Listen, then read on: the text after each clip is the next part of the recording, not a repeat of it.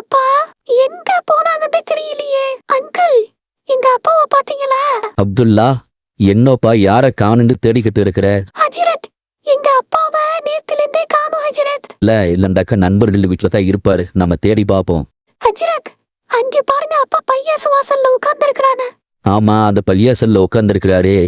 அத சொன்னான்ல, உங்க அப்பா எங்கேயும் பேர்க்க மாட்டாரு, இங்கதான் எங்கேயாவது இருப்பாருன்ட்டு. பெரியவரை எப்படி இருக்கீங்க? நீங்க என்ன சின்ன பிள்ளையா? சின்ன பிள்ளைத்தனமா கோச்சிட்டுக்கிட்டு வீட்டை விட்டு வெளில வந்துட்டீங்க. நீங்க இப்படி பண்ணலாமா? மத்தவங்களுக்கு நீங்க தானே அறிவுரை சொல்லணும். என் மகன் நேத்து என்கிட்ட பணத்தை கொடுத்து அப்துல்லாக்கு ஸ்கூல்ல பீஸ் கட்டுன்னு கொடுத்தான். நான் அதை எடுத்துக்கிட்டு போனேன். ஆனா எங்க வச்சேன்றே தெரியல. ஏதோ ஒரு கடையிலயும் எங்கேயும் வச்சு மறந்துட்டேன். இப்ப அந்த பணத்தை காணும். அதனால என் மருமகளும் என் மகனும் என் மேல கோபப்பட்டாங்க. என்ன பண்றது? வயசானாலே ஞாபக மறதி எல்லாமே கூடவே வந்து தொலையுது. அப்பா, ஏன் நேத்து கோச்சிக்கிட்டு வீட்டை விட்டு வெளில போயிட்டேன்? நான் உன்னை எங்கெல்லாம் தேடணும் தெரியுமா? எனக்கு அழுவையா வந்துச்சு. என் மேல உனக்கு பாசமே இல்லையா? நானா உன்கிட்ட சண்டை போட்டேன். வாங்கப்பா, வீட்டுக்கு போலாம். என் செல்ல பேராண்டி, இந்த உலகத்துல எனக்கு ஒரு சந்தோஷ நிம்மதி இருக்குண்டா அது உன் மோத்த பார்த்தத்தான் பேராண்டி. உனக்காக இந்த உலகத்துல நான் உயிரை கையில பிடிச்சிக்கிட்டு இருக்கேன். வாங்க பெரியவரு, ஆஜியாரு, சின்ன புள்ள மாதிரி இருக்காதீங்க. வாங்க வாங்க, நான் போய் உங்க மவன்கிட்ட பேசுறேன். என்னப்பா வீட்டுல பிரச்சனை? ஏன் அத்தாவை நீ திட்டுன? அஜித், அத்தா கிட்ட அப்துல்லாக்கு ஸ்கூல் பீஸ் கட்ட சொல்லி ஒரு 20,000 ரூபாய் பணத்தை கொடுத்து விட்டேன். அதை எங்கேயோ காண அடிச்சிட்டாங்க. அதனால எனக்கு கோபம் வந்துருச்சு. நான் கொஞ்சம் திட்டிட்டேன். கோச்சிக்கிட்டே வீட்டை விட்டு வெளில போயிட்டாங்க. அமீது, வயது ஆயிட்டாலே ஞாபகம் மறதிங்கிறது எல்லாத்துக்குமே இருக்கம்பா. அது மனிதனுடைய இயல்புப்பா.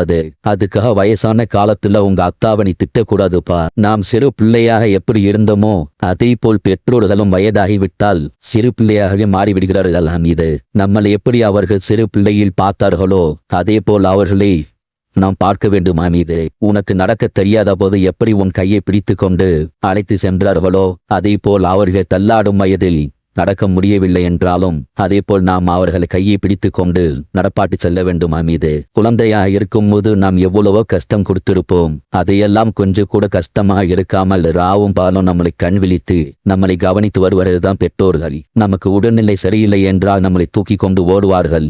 நாம் ஒருவேளை சாப்பிடவில்லை என்றால் அவர்கள் நிம்மதியாக சாப்பிட மாட்டார்கள். அவர்கள் தான் நாம் இது பெற்றோர்கள். அவர்கள் வயதான பிறகு எந்த ஒரு தவறு செய்தாலும் நம் பிள்ளையைப் போல் அவர்களை பார்த்து கொண்டு நாம் பொறுத்து கொண்டு தான் போக வேண்டும். இது அல்லாஹ் தஆலா குர்ஆனில் கூறியிருக்கிறான், அல்லாஹ்வை வணங்குங்கள், அவனுக்கு எதையும் இணையாக கருதாதீர்கள், பெற்றோர்களுக்கு நன்மை செய்யுங்கள் என்று அல்லாஹ் தஆலா திருக்குர்ஆனில் கூறியிருக்கிறான். அதேபோல் மற்றொரு வசனத்தில், என்னை தவிர வேற யாரையும் வணங்காதீர்கள், பெற்றோருக்கு உபகாரம் செய்யுங்கள் என்று உமது இறைவன் கட்டளையிட்டுள்ளான். உம்முடன் இருக்கும் அவ்விருவருமே இருவரை ஒருவரோ முதுமையை அடைந்து விட்டால் அவ்விருவரை நோக்கி சீ என கூடாதே, அவ்விருவரையும் விரட்டாதே, மரியாதையான சொல்லையே அவ்விருவரிடம் கோரு, அன்புடன் பணிவியனும் சிறகை அவ்விருவருக்காகவும் தாழ்த்துவீராக. சிறுவனாக இருக்கும்போது என்னை இருவரும் பராமரித்தது போல் இறைவா அவ்விருவருக்கும் அருள் புரிவாயாக என்று கேட்பீராக என்று அல்லாஹ் தஆலா திருக்குர்ஆனில் கூறியிருக்கிறான். அப்போது என்றால் பார்த்துக்கோள், பெற்றோர்வை நாம் எந்த அளவிற்கு பார்த்து கொள்ள வேண்டும். அவர்களை சீ என்று கூட நாம் கூறக்கூடாது. இப்போது வாழ்ந்து வரும் பிள்ளைகள் பெற்றோர்களை சரியாக கவனிப்பதில்லை. திருமணம் ஆகும் வரை பெற்றோரின் பேச்சை கட்ட பிள்ளைகள் திருமணமான பிறகு பெற்றோரை கண்டும் காணாமல் இருக்கிறார்கள். அல்லாஹ் தஆலா பெற்றோரை கவனிக்காவிட்டால் அது பெரும் பாவமாகும் என்று கூறியுள்ளான். சில வீட்டில் 2 ஆண் பிள்ளைகள் இருந்தால் பெற்றோரை நீ வைத்துக்கொள் நான் வைத்துக்கொள் என்று சண்டை போட்டு வருகிறார்கள். இது எவ்வளவு பெரிய பாவமாகும். உன்னை காலமெல்லாம் எந்த கஷ்டமும் உனக்கு வராமல் உன்னை இரவும் பகலும் பாதுகாத்து வந்த பெற்றோர்களை இப்படி நாம் செய்வது எந்த அளவில் நியாயமாகும்? அவர்கள் முதுமையில் உன்னிடம் எதிர்பார்ப்பது பணம் காசை அல்ல, பாசத்தை தான். நீ அந்த பெற்றோருக்காக ஒரு அரை மணி நேரம் ஒதுக்கி ஒரு நாளைக்கு பேசி வந்தாலே அது அவர்களுக்கு பெரும் ஆறுதலாக இருக்கும். அமீதே, இன்னொன்றையும் புரிந்து கொள். நீ உன் பெற்றோர்களுக்கு செய்யும் சேவையை உனது மகன் அப்துல்லா பார்த்து கொண்டு வருகிறான். நீ எந்த அளவுக்கு உனது பெற்றோர்களை கவனித்து வருகிறாயோ நாளைக்கு உனக்கு வயதாகும் போது அவன் அதே போய் உன்னை கவனித்து வருவான். தம் பிள்ளைகளை கூட வைத்து கொண்டே சில மனிதர்கள் பெற்றோர்களை மனதை புண்படுத்துவதும் அவர்களை திட்டுவதும் அவர்களை கவனிக்காமல் இருப்பதும் அவர்களுடைய பிள்ளைகள் பார்த்து வருகிறார்கள். பிறகு நாளை உங்களுக்கு வயதாகும் போது அவர்கள் அதையத்தான் உங்களுக்கு திருப்பி செய்வார்கள். ஹமீது, எத்தனையோ அனாதை இல்லங்களில் தாய் தந்தைகள் இல்லாமல் அனாதையாக பிள்ளையர் வாழ்ந்து வருகிறார்கள். அவர்கள் பெற்றோர்களை எண்ணி ஏங்குகிறார்கள்.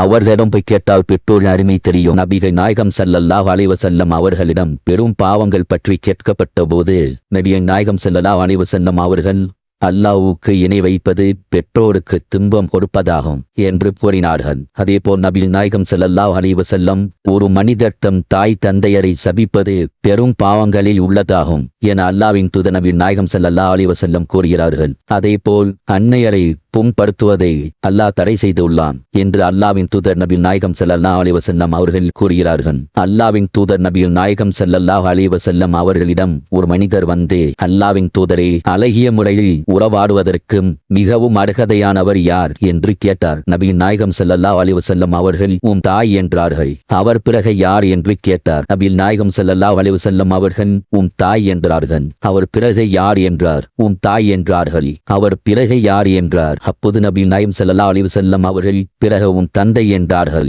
அதனால் அமீது பெற்றோர்களே, நாம் சிறு பிள்ளையாக பார்த்து அவர்களை மனம் வெறுக்காத அளவிற்கு அவர்களை நாம் தாங்க வேண்டும்.